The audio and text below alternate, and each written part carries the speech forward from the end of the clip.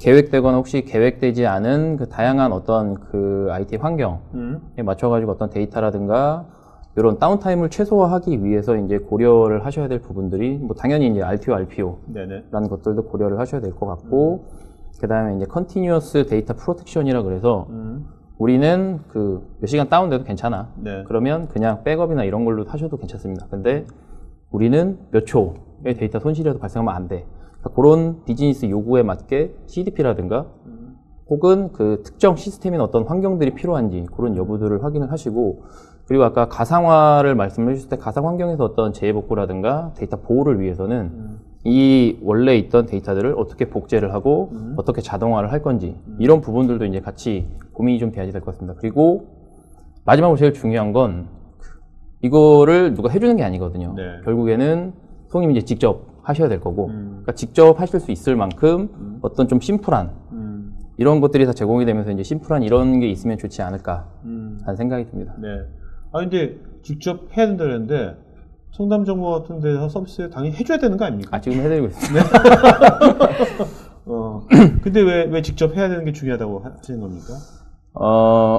장애가 나가지고 장애가 나가지고 혹시 저나 저희 그 청담의 다른 엔지니어랑 통화를 했는데 만약에 연락이 다 안 되는 상황이에요. 그런 상황이면은 위에서 이제 빨리빨리 그런 얘기도 있을 거고 언제 복구가 되냐, 언제 서비스가 다 제일 그냥 굉장히 그런 푸시가 푸시들이 많으실 거거든요.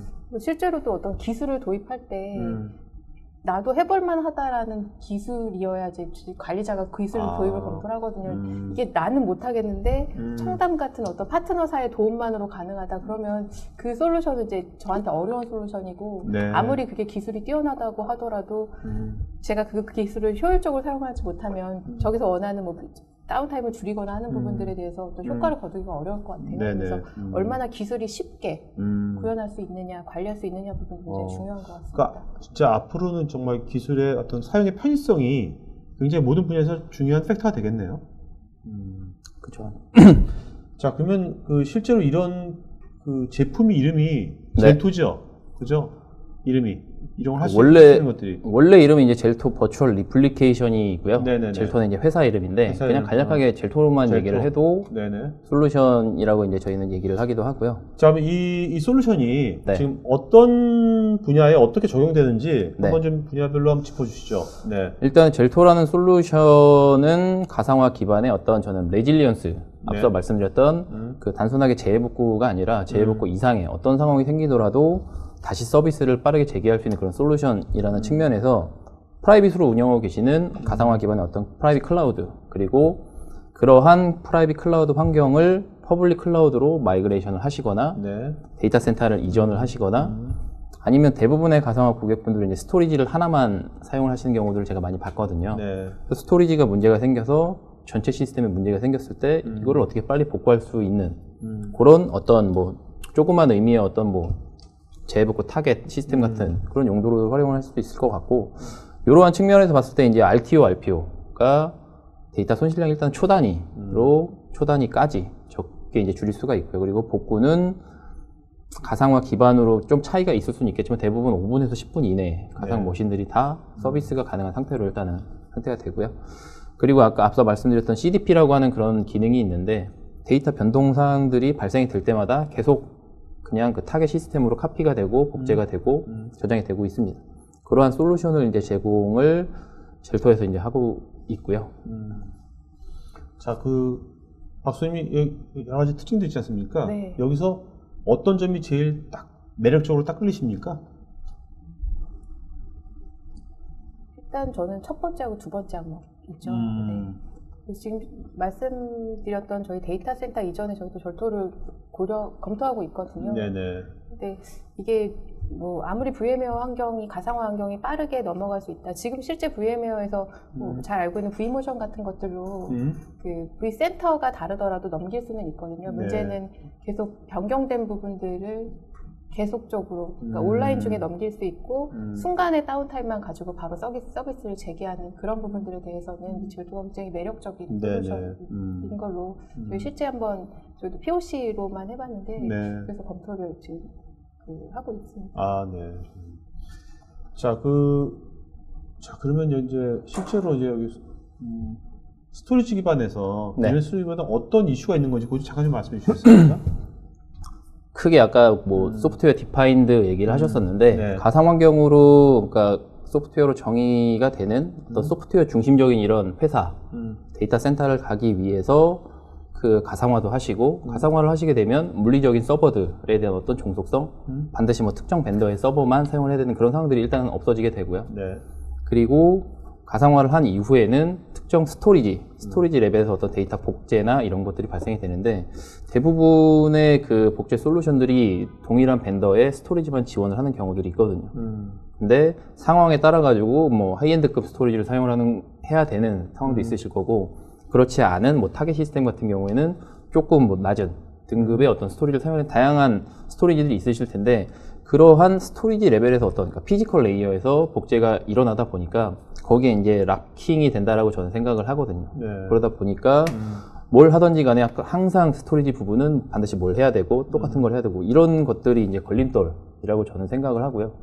이러한 복제를 가상화 엔진이라고 제가 말씀을 하는데 가상화 엔진 단에서 만약에 이러한 것들이 가능하게 된다면 정말 유연한 환경들이 구성이 되거든요. 스토리지에 대한 종속성까지 이제 끊을 수 있는. 자, 뭐 이것이 어떤 식으로 구현되는지 네. 구현되는 것이 좀 일단 설명해 주시죠. 네.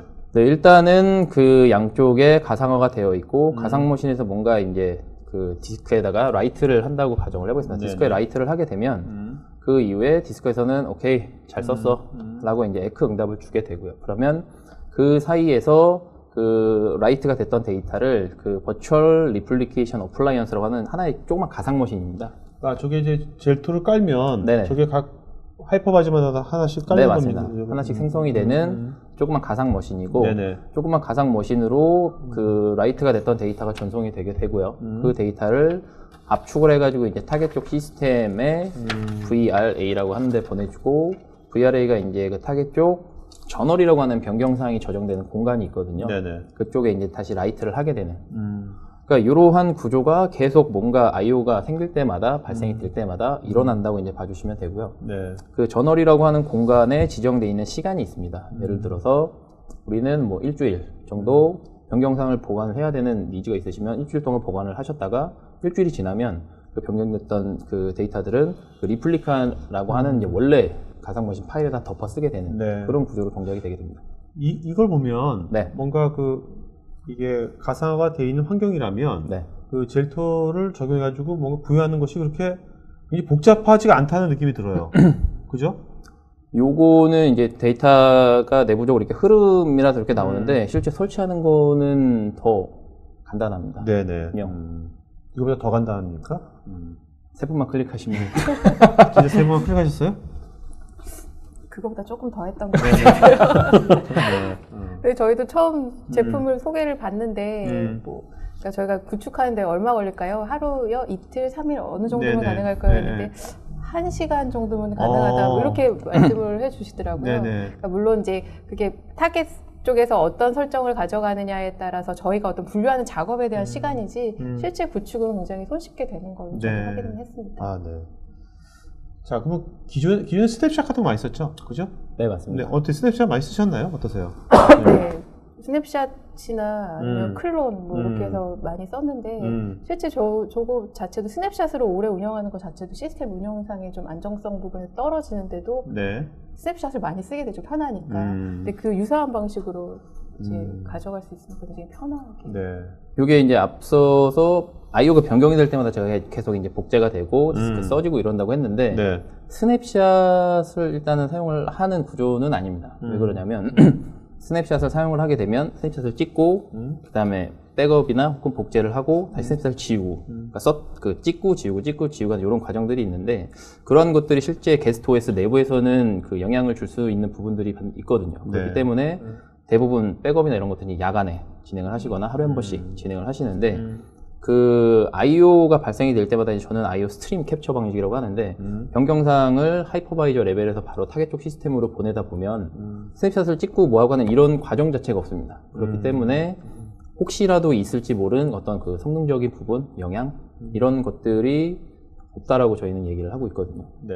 이기종 하이퍼바이저를 지원을 하는데 지금 현재는 그 어떤 다양한 하이퍼바이저가 있지만 네. 그 VMware의 vSphere 그리고 그 마이크로소프트의 하이퍼V 두 가지만 지금 지원을 하고 있고요. 네네. 앞서 말씀을 드렸던 것처럼 뭐 스냅샷을 찍고 지우고 이런 구조가 아니라 변경사항들이 계속 CDP 기반으로 동작이 되고 하이퍼바이저 레벨에서 이게 이제 복제가 되다 보니까 반드시 동일한 하이퍼바이저일 필요까지가 없어지는 거거든요. 네네.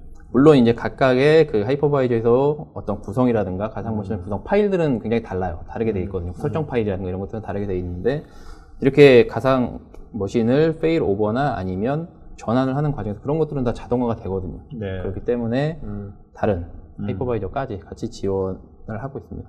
요거는 저 어떤 얘기입니까? 보관 기간 같은데 맥시멈 맥스 30일간? 네, 기존에는 그 최대 변경되는 사항들을 저장을 할 수 있는 기간이 14일 정도였거든요. 네네. 근데 요게 그 30일까지 변경 사항을 저장할 수 있기 때문에 굳이 그 어떤 데이터를 외부로 소산을 하거나 장기간 뭐 보관을 해야 되는 그런 니즈가 있는 곳이 아니라면 네. 굳이 이제 백업 솔루션이나 이런 걸로 백업 받아서 다시 복구하고 이런 절차가 아니라 바로 옆에다가 그냥 10초 전 데이터를 복구할 수 있게끔 구성을 하는 것들이 굉장히 조금 더 효율적이지 않을까 저는 생각이 되거든요. 그게 사이트가 전체가 문제 생기거나 뭐 어플리케이션, VM, 파일 아까 수석님께서 말씀해 주셨던 사용자 실수도 복구를 할 수 있게끔 다 되다 보니까 자, 그 다음에 이제 이런 이제 모니터링 같은 건 아까 사용자 편의성 같은 거 굉장히 이제 올려주는 것 같아요. 그죠? 이거는 근데 조금 별로 안 좋을 것 같아요. 아, 왜요? 24시간 365일. 동의하십니까? 어떠세요? 네, 전 집에 가면 웬만하면 안 보려고 하거든요. 네네. 너무 손쉽게 전화기로 되는 건 좀 너무한 기능인 것 같습니다. 정말 저번에 나오셨을 때, 네. 저녁이, 네. 저녁이 보장되는 어떤 있는 삶. 있는 네. 삶을 주창하셨잖아요. 네. 근데 이제 이런 게 너무 활성화되면 저녁이 좀 보장이 안 될 수도 있을 것 같아요. 그죠? 그럴 줄 알고 아마 생각을 한 것 같아요. 이번에 나오는 버전은 모니터링만 됩니다. 그렇기 때문에 본격에서 뭐 작업을 하거나 이런 게 아니라 아, 네. 그냥 이렇구나. 자, 이런 것들이 이제 2주 뒤에 나온다고요? 네, 맞습니다. 11월 8일 날 릴리즈 예정입니다. 네. 그리고 이게 그 OS 전체 이미지 백업을 생각을 하면 되나요? 라는 질문들도 많이 받았었는데 OS뿐만이 아니라 가상머신을 구성하고 있는 모든 거를 다 받는다고 보시면 될 것 같아요. 워크로드들을. 네, 맞습니다. 가상머신 설정부터 그 안에 네. 설치되어 있는 운영체제, 어플리케이션, 데이터. 네. 그리고 이제 요거는 퍼블릭 클라우드로 마이그레이션 할 때 좀 괜찮지 않을까 싶거든요. 제가 마이그레이션 하는 다른 툴들을 이렇게 조금 찾아보고 비교를 해봤는데 이미 인스턴스를 생성을 해야 되는 경우들이 많이 있더라고요. 네. 그러다 보면 그게 어차피 생성하는 순간부터 카운트가 들어가기 때문에 그런 부분 측면에서 있을 때 얘는 데이터, 스토리지 공간만 사용을 하거든요. 그리고 실제 땅 하고 넘겼을 때 이제 그때 생성이 되다 보니까 비용적인 측면에서 봤을 때 조금 더 괜찮지 않나 네. 생각이